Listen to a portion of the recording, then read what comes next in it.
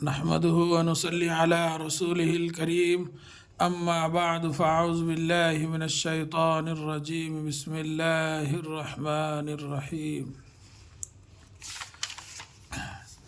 کل جو ہے تختی نمبر 9 کا جو ہے ماشاءاللہ مکمل ہو گیا۔ ہجے روے اور جو ہے اس میں جو قاعدے تھے سب کچھ جو ہے بتلایا گیا ہے انشاءاللہ۔ آج جو ہے سبق نمبر 10 سماعت فرمائیے۔ سبق نمبر 10 اخفاء،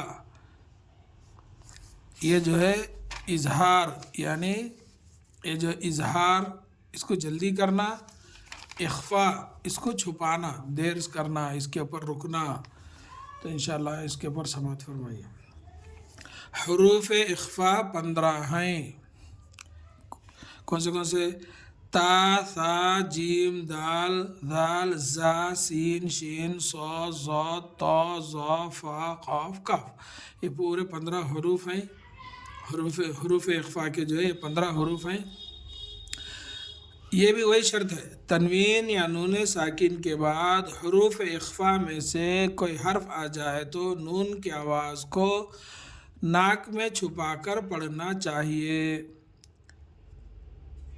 کیسے پڑھنا ہے یہاں بتلا رہے ہیں، دیکھو، نو کے زبان تالو سے ہٹا کر، نو کے زبان تالو سے ہٹا کر، جیسے اردو میں پنکھا کے نون کو پڑھتے ہیں۔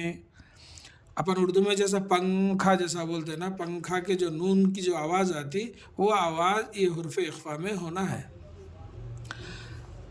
حروف اخفاء کی مقدار 1 الف کے برابر ہے، یعنی یہ جو حروف اخفاء جو ہم کریں گے تو اس کی جو ہے مقدار، اس کو جو ہے اپنے ناک میں جو چھپانا، اس کو جو ہے 1 الف کے برابر چھپانا ہے۔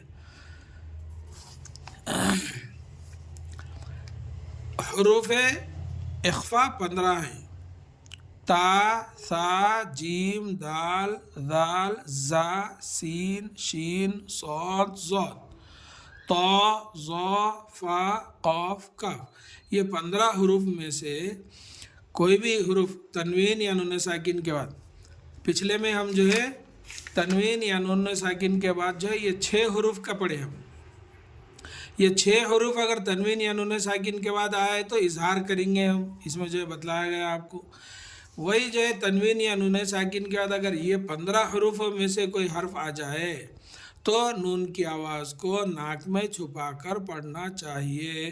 انشاءاللہ میں اس کو جو ہے اگلے میں آپ کو جو ہے اس کا پورا خلاصہ، اس کی تفصیل جو ہے بتلاؤں گا، اور جو ہے اس کو جو ہے آپ یاد کریے، اس کو جو ہے اچھا مشق کریے انشاءاللہ۔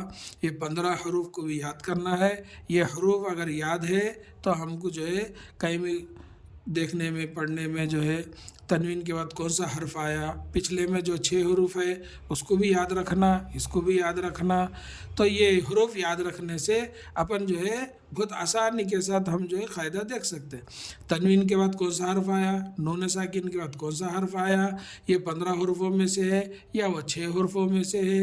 اگر یہ ہم کو سمجھ میں آ گیا تو اظہار اور اخفاء دونوں کے لیے جو ہے ہم کو اخفاء کرنا ہے یا اظہار کرنا ہے، ہم کو آسانی کے ساتھ سمجھ میں آتا ہے۔ اللہ تعالیٰ سے دعا ہے کہ اللہ تعالیٰ ہم سب کو کہنے سننے سے زیادہ عمل کرنے کی توفیق دے، آمین یا رب العالمین۔ السلام علیکم ورحمۃ اللہ وبرکاتہ۔